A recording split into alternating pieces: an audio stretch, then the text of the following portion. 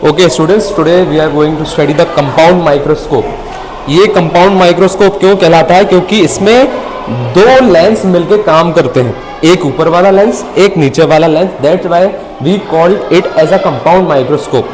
शुरुआत करते हैं। देखो, सबसे पहले ये ऊपर वाला जो लेंस है इसको अपन आईपीस बोलेंगे। क्या बोलेंगे इसको अपन? आईपीस बोलेंगे।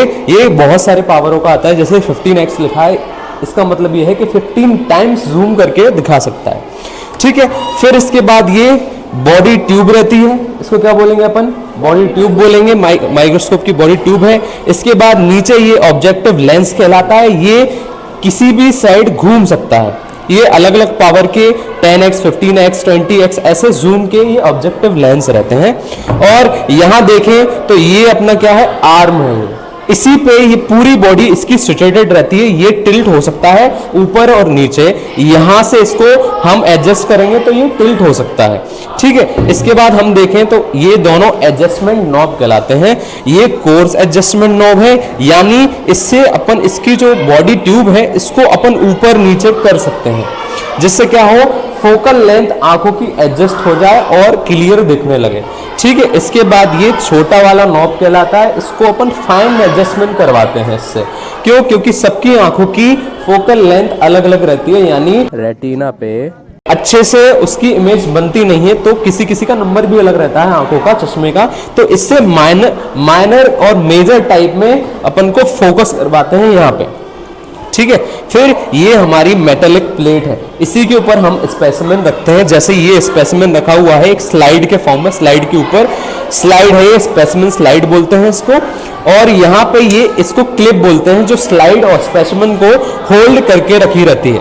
हम नीचे आए तो यहाँ पे ये कंडेंसर कहलाता है। ये देख रहे हो, ये कंडेंसर कहलाता है। अपन इसको, इसकी जो अमाउंट इसकी लाइट एंटर होती है, इसको अपन कम और ज्यादा अमाउंट में कर सकते हैं, ये इसको चेंज करके।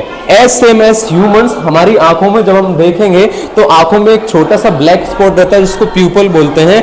उस ब्लैक स्पॉट से लाइट अंदर एंटर होती है, बड़ा और छोटा हो जाता है। जैसे अपन लाइट में एक्सपोजर होते हैं और जहां पे लाइट नहीं होती तो वो बड़ा हो जाता है और लाइट एक्सपोजर पे छोटा हो जाता है। ऐसे ही हम इसको एडजस्ट कर सकते हैं। ये निकल भी जाता है, घूम के लग जाता है। ऐसे ही हम इसको एडजस्ट कर सकते हैं इस वाले माइक को कि ये छोटा हो जाएगा और इसको कंडेंसर पर छोटा हो जाएगा, बड़ा हो जाएगा। ठीक है। इसके बाद यहाँ पे देखा जाए तो एक मिरर रहता है, इसको प्लेनो कॉनकेव मिरर बोलते हैं। क्या बोलते हैं इसको? Plano concave mirror. देखा जाए ये तरफ प्लेन है, इसकी प्लेन सरफेस है, that's why we call it plano. और नीचे देखा जाए तो ये यहाँ पे ये कॉनकेव शेप में नजर आता है, that's why we call it plano concave mirror. ये ही हमारा कॉनकेव मिरर लाइट बाहर से इसके ऊपर पड़ती है और ये जहां पे हम इसको एडजस्ट करवाएंगे वहीं पे ये लाइट का फोकस बना देगा कंडेंसर पे। ये कंडेंसर के थ्रू लाइट यहां पे हमें दिखने लगेगी, रोशनी आ जाएगी और फिर हम आई पीस से देख लेंगे। उसके बाद में शॉ हॉर्स टाइप का ये बेस कहलाता है। इसी के ऊपर सारी बॉडी इसकी एडजस्टेड रहती है, किसकी? माइक्रोस्कोप की। तो ये है तुम्हारा कंपाउंड माइक्रोस्कोप।